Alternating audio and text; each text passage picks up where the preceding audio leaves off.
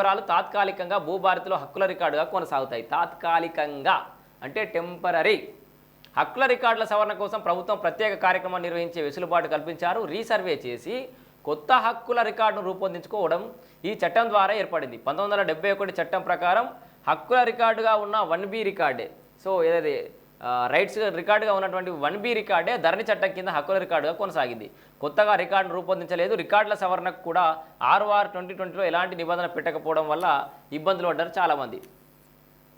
So ధరణిలో లోపాలు ఏమున్నాయి, సో ఇది కూడా ఒకసారి మాట్లాడుకుందాం. భూభారతి బాగుందని చెప్పుకోవడంతో పాటు ధరణిల లోపాలు ఎందుకు కూడా ఒకసారి గుర్తు చేస్తాం. ధరణి లోపాలు గుర్తు చేస్తున్నాం అంటే ఇప్పుడు ఇక్కడ మీకు కనబడే లోపాలు భూభారతిలో లేవన్నట్టు. ఇప్పుడు వీళ్ళు ఇది లోపాలను చూపిస్తున్నారంటే కారణం ఏంది, అక్కడ సవరించమన్నట్టే కదా.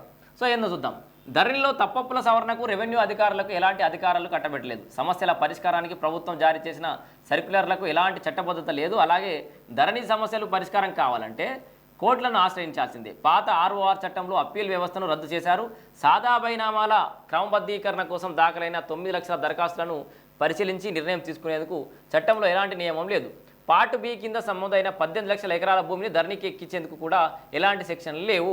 సో పార్ట్ B కింద నమోదైన నిషేధిత కొన్ని ఉన్నాయి. పార్ట్ B కింద 18 లక్షల భూమి, ఆ ఎకరాల భూమి, సో ఆ ఎకరాల భూమికి ధరణికి ఎక్కించేందుకు కూడా ఎలాంటి సెక్షన్లు లేవు.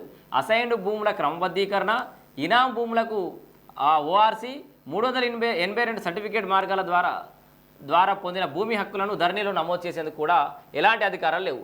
వారసత్వంగా భూమి వచ్చినప్పుడు ఎలాంటి విచారణ లేకుండానే మ్యూటేషన్ చేయడం వల్ల వారసుల మధ్య భూ విభేదాలు పెరిగినాయి. సో ఎలాంటి విచారణ లేకుండా మ్యూటేషన్ చేసిరు.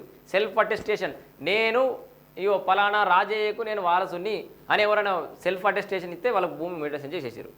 అక్కడ వారసుల తర్వాత వచ్చి తలకాయల వల్ల కొట్టుకున్న సందర్భాలు కూడా ఉన్నాయి.